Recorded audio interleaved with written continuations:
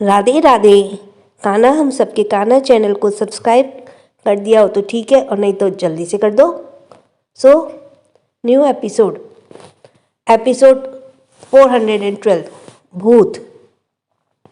वंश रितिका के कमरे में था, पर रितिका ने यह महसूस कर लिया। उसके कहा, मुझे ऐसा क्यों लग रहा है, यहाँ तुम हो वंश? रितिका की बात सुनकर वंश के कदम जाते हुए रुक गए। उसने हैरानी से रितिका को देखा। उसे सुना था कि जो देख नहीं पाते उनके कान और सूंघने की शक्ति बहुत तेज होती है, पर इतनी तेज होती है उसे आज ही पता चला। रितिका ने लिली को साइड में रखा और बेड से खड़ी हो गई। वो अपने हाथों को फैलाकर धीरे धीरे वंश की तरफ आने लगी, पर वंश उसे अपने पास आते देखकर पीछे जाने लगा। वंश उसके पैरों को देख रहा था। वो उसके पैरों में की आहट के साथ अपने पैर धीरे धीरे जमीन पर रखते हुए धीरे धीरे जा रहा था। जल्दी वंश बालकनी के दरवाजे के बाहर चला गया। रितिका उसकी तरफ आने लगी, लेकिन उसने दरवाजे को पकड़ लिया। उसने कहा, अरे ये खुला क्यों है? मुझे याद है मैंने तो इसे बंद किया था। ये कहने के बाद वो उसे बंद करने लगी, लेकिन दरवाज़ा उससे बंद नहीं हो रहा था। उसने उसे दोनों हाथों से जोर लगाया, पर वो बंद ही नहीं हुआ, क्योंकि वंश ने दरवाजे को एक हाथ से पकड़ रखा था और वो एक टक रितिका के चेहरे को देख रहा था, जिस पर दरवाज़ा बंद ना कर पाने की फ्रस्ट्रेशन साफ दिखाई दे रही थी। ये बंद क्यों नहीं हो रहा है? वंश ने यह सुना और अपना हाथ पीछे खींच लिया। तभी रितिका ने भी दरवाज़ा बंद कर लिया। उसने अपने हाथों के आपस में झाड़ा और आकर बेड पर लेट गई। वंश उसे दरवाजे से उस पर पार देख रहा था। उसने अपने पॉकेट से उस ईयरिंग को निकाला और उसे देखने लगा। उसने फिर से उसे पॉकेट के हवाले किया और बालकनी से नीचे कूद गया।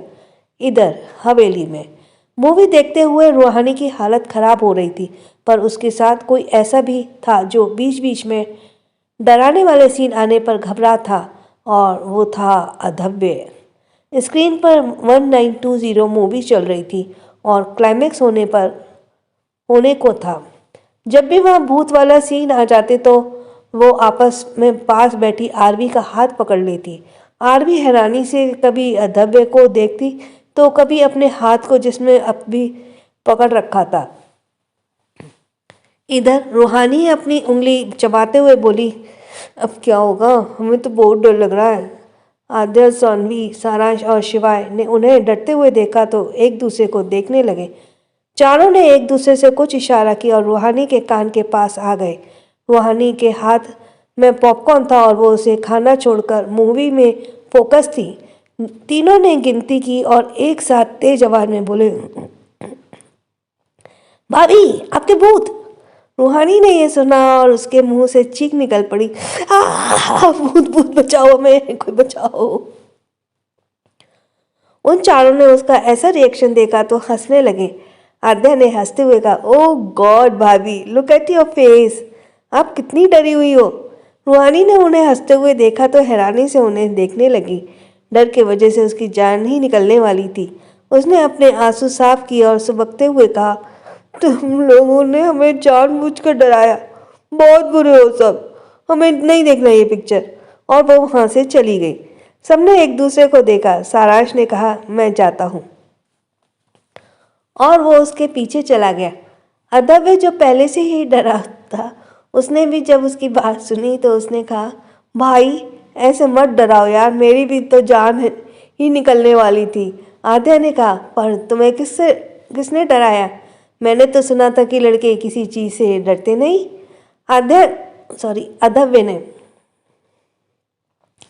अधव्य ने ये सुना और कहा, हाँ तो किसने कहा मैं डरता हूँ?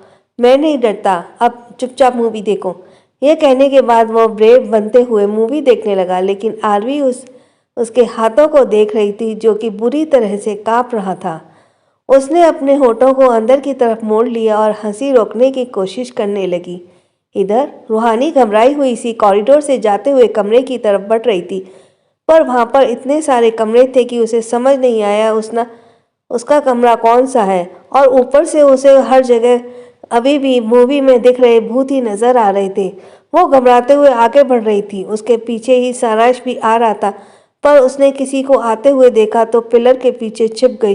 रूहानी चारों तरफ नजरें दौड़ाते हुए जा रही थी।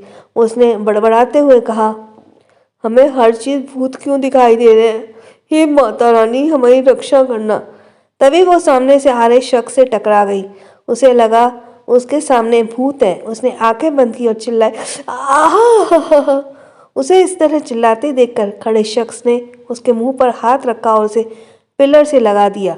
उसने कहा, शट अप, तुम चिल्ला क्यों रही हो? रूहानी ने उसकी आवाज़ सुनी और अपनी आंखें खोली। उसके सामने उसके पति देव ही खड़े थे। उन्हें देखकर उसकी राहत की सांस ली। आयुष ने उसे ऐसे देखा तो कहा, अब कुछ बोलोगी? तुम ऐसे क्यों चिल्ला रही हो? रूहानी ने उसके हाथ के तरफ इशारा किया जो कि उसके मुंह पर था और मुंह बंद किया हुआ था। आयुष ने कंफ्यूज होते हुए कहा, क्या? रूहानी ने उसके हाथ की तरफ फिर से इशारा किया। इस पर आयुष ने अपना उसका इशारा समझ लिया और उससे दूर होते हुए कहा, ओह। रूहानी ने 2 बार गहरी गहरी सांस ली। आयुष ने उसे ऐसे देखा तो कहा, क्या तुम ये क्या कर रही हो? अजीब अजीब सा। रूहानी ने यह सुना और उसे याद आया वो भूत से डर रही थी। उसने सोचा अगर आयुष को इस बारे में पता चला तो उस पर हंसेगा। उसने कहा, नहीं, हम बस ऐसे ही, चलिए कमरे में चलते हैं, हमें नींद आ रही है। ये कहते हुए उसने जल्दी से उसके हाथ को पकड़ लिया। आयुष ने अपनी एक भौं उठाकर उसके हाथ को देखा।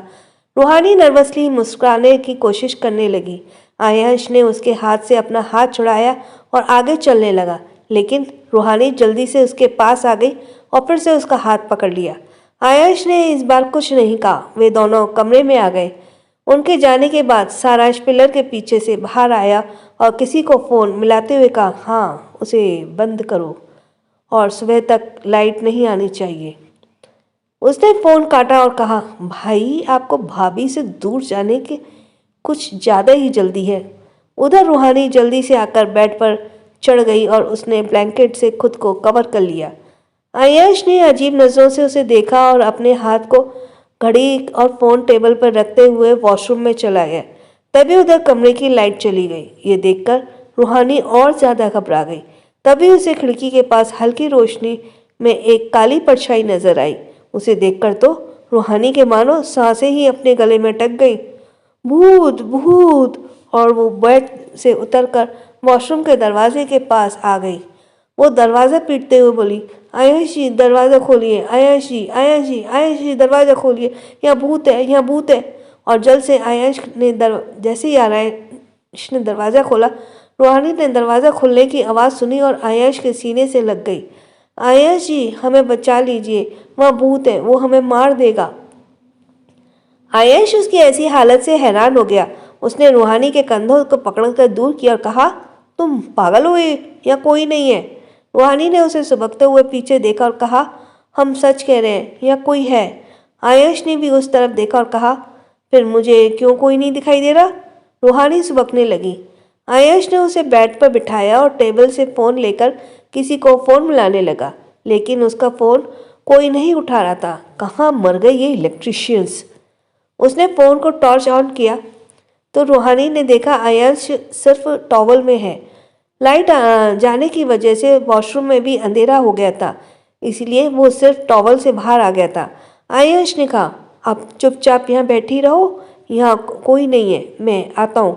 और वो चेंजिंग रूम में जाने लगा तो रूहानी ने कहा, हमें भी आपके साथ जाना है। आयुष ने कहा, मैं कपड़े पहनने जा रहा हूँ, क्या तुम मेरी हेल्प करने वाली हो कपड़े पहनने में? रूहानी के पास अब कोई जवाब नहीं बचे थे। उसने ऑकवर्ड होते हुए कहा, जल्दी आना। आयुष ने कहा, मैं जाऊंगा तभी तो आऊँगा ना। रूहानी ने कुछ नहीं कहा। आयुष ने अपना सिर हिलाया और चेंजिंग रूम में आकर फ़ोन को स्टैंड में डालकर चेंज करने लगा। रूहानी उस तरफ देख रही थी।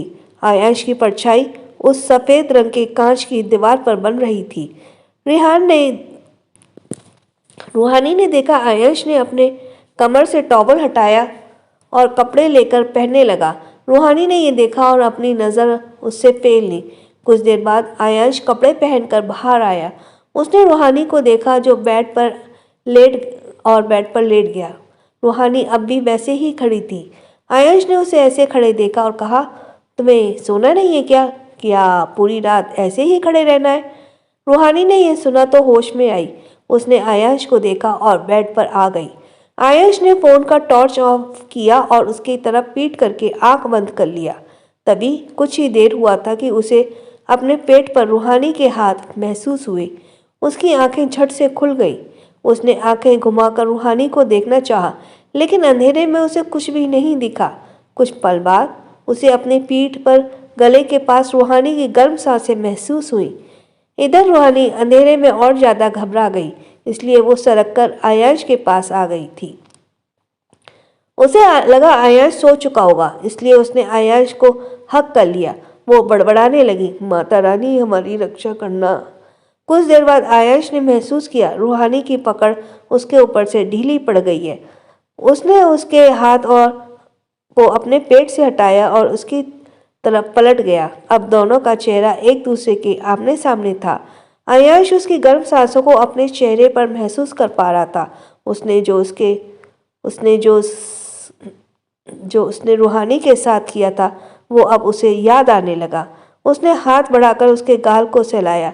तभी रूहानी ने उसका हाथ पकड़ लिया और बड़बड़ाते हुए बोली, आयश जी प्लीज़ हमें अकेले मत छोड़ना। आयश ने सुना और वो जैसे हाथ में आया उसने अपना हाथ वापस खींच लिया और उठकर स्टडी रूम में चला गया। पता नहीं क्यों रूहानी के कहे शब्दों ने उसे बेचैन कर दिया था।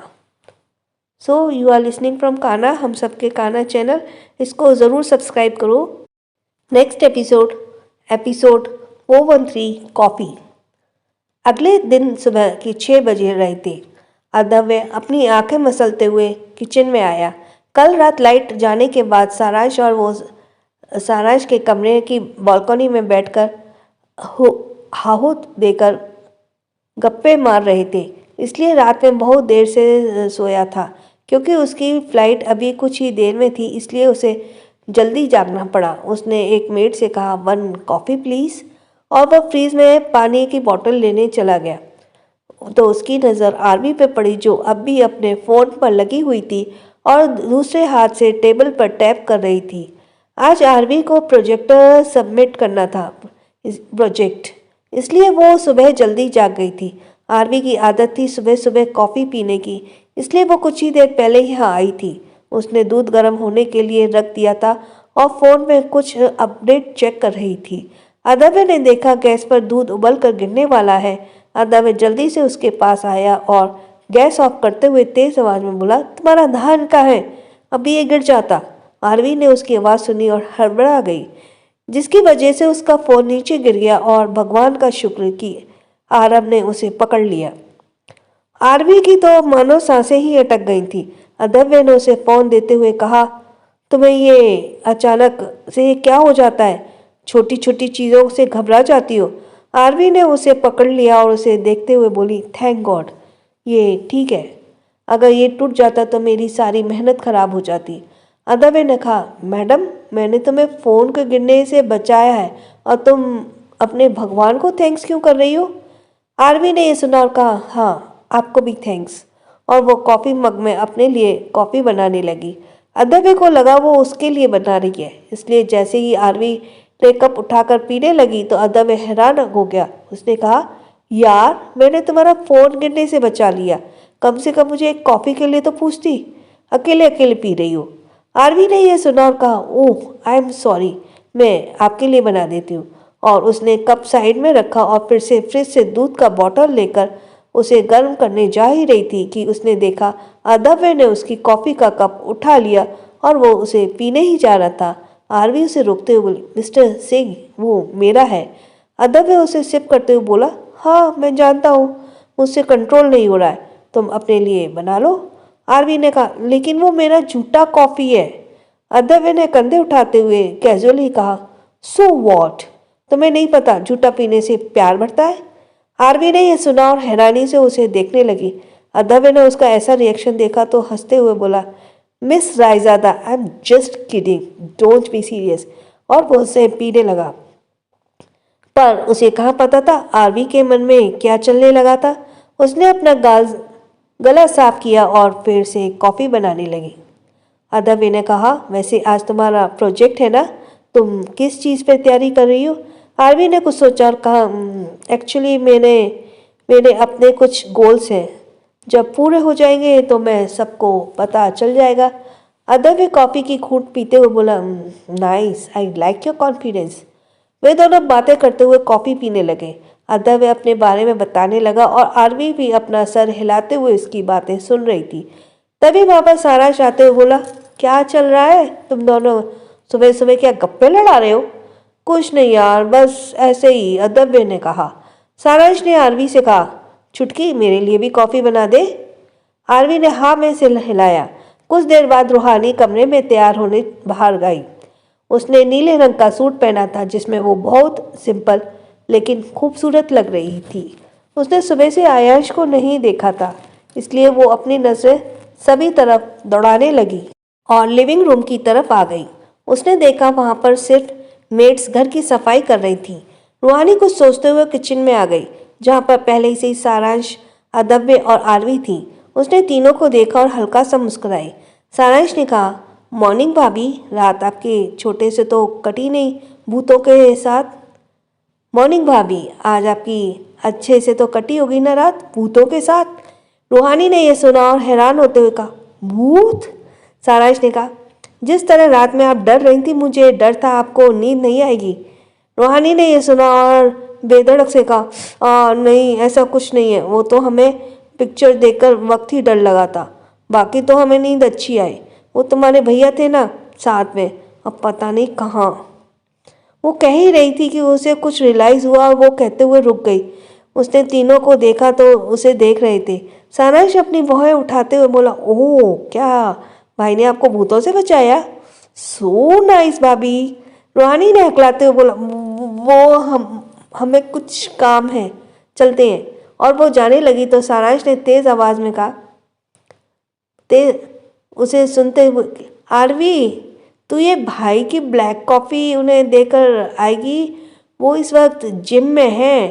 रूहानी ने यह सुना और उसके कदम रुक गए। उसने सारांश को देखा। सारांश ने आरवी से कुछ इशारा किया तो आरवी ने कहा, आई एम सॉरी भाभी, सॉरी भाई, मुझे कुछ काम है, आप देकर आओ।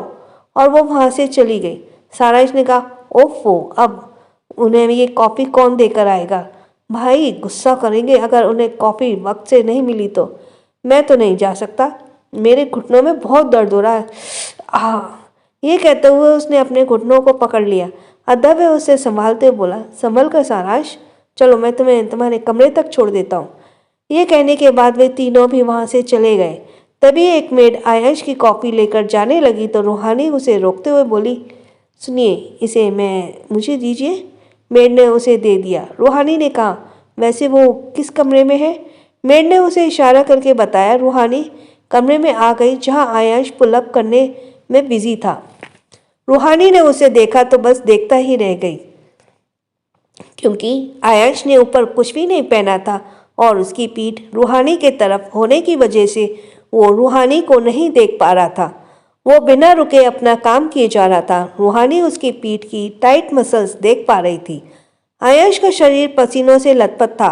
उसे इसी ताड़ देखते हुए ना जाने कितने वक्त हो गए। वो बिना पलक झपकाए अपने पति को देख रही थी। उसने आयांश को पहले भी बिना कपड़ों के देखा था, पर आज बात कुछ और ही थी। आयांश इस वक्त बहुत अट्रैक्टिव लग रहा था। उसकी सिक्स पैक्स एब्स और पसीनों से लथपथ उसकी बॉडी, वो एकदम परफेक्ट लग रहा था। कुछ देर बाद आयांश नीचे खड़ा हुआ और हैंगर से टॉवल लेकर अपने चेहरे से पसीना साफ करते हुए पीछे मुड़ा। उसकी नज़र रूहानी पर पड़ी, जो मुंह खोलकर उसे देख रही थी। आयांश उसके पास आया और बोला, तुम यहाँ क्या कर रही हो? रूहानी ने यह सुना और वो चौंक गई। उसने देखा आयांश उसे ही देख रहा था। आयांश ने बाल पसीने से भीगे थे और वो उसके माथे पर बिखरे हुए थे।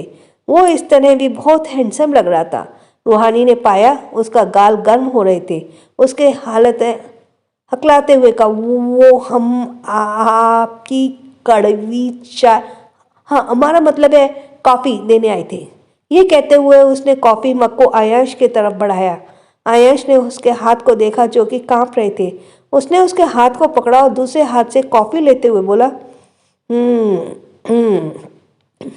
पर तुम्हें ये करने की ज़रूरत नहीं है, यहाँ इतनी सारी मेड्स हैं, सारे काम करने के लिए हैं। रूहानी ने कहा, हाँ, लेकिन हमने ही उनसे कहा था कि हम आपको दे आएंगे। आयश ने सुना और कॉफ़ी पीते हुए रुक गया।